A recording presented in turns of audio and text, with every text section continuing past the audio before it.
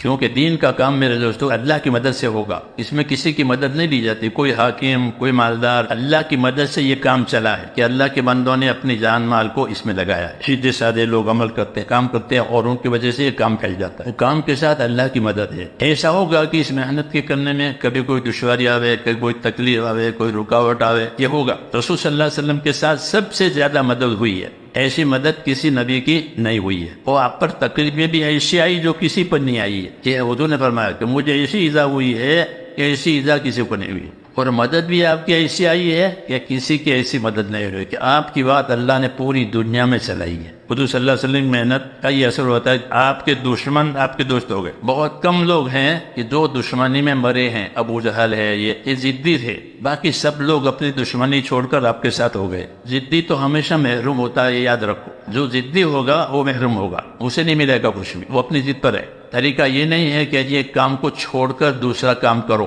بلکہ دونوں کام کرو۔ کوئی دکان کرتا ہے تو ہم دکان والے کو نہیں کہے کہ دکان چھوڑ کر اللہ کام کر، کہ نہیں تو دکان بھی کر یہ بھی کر۔ وہ کھیتی کرتا ہے تو کھیتی بھی کر یہ بھی کرو۔ حضرت رحمۃ اللہ علیہ نے مجھے یاد پڑا ہے بنگلور میں یہ بات سمجھائی تھی کہ بھائی ترتیب بناؤ، چھوڑو مت۔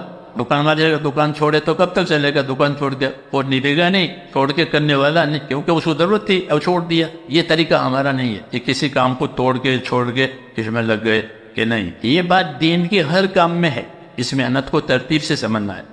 ایک وقت اس کام کو دینا ہے، ایک وقت اس کام کو دینا ہے۔ اگر اس کی ترتیب ہو گئی تو کام آسان ہو جائے گا۔ کسی کام کو چھوڑو مت، دکان بھی ضروری اور تبلیغ بھی ضروری، اور ترتیب خود ہی بناؤ، کیونکہ خود بناؤ گے تو نبھاؤ گے، کوئی دوسرا بنا کر دے گا تو کیسے نبھے گا کہ مجھے اس وقت میں یہ کرنا ہے اور اس وقت میں یہ کرو، تو پھر انشاءاللہ اللہ تعالیٰ اس کو آسان کریں گے۔ پہلے دشواری آئے گی پھر آسانی آتی ہے۔ ہر کام میں یہ خدا کی ترتیب ہے کہ ہر کام میں پہلے دشواری اس کے بعد آسانی۔ نیا جوتا خریدتے پہنو تو وہ جوتا پاؤں کو کاٹے گا، لیکن پہنتے پہنتے پھر پاؤں اس کا عادی ہو جاتا ہے، پھر پاؤں اس کو اندھیرے میں پہن لیتا ہے جو کہ یہ میرا جوتا ہے۔ ایسے ہر کام میں ابتدا مشکل، تو اللہ نے بشارت دی ہے ان مع العسر یسرا، ان مع العسر یسرا، گھبراؤ مت، دشواری غیر آسانی ہے۔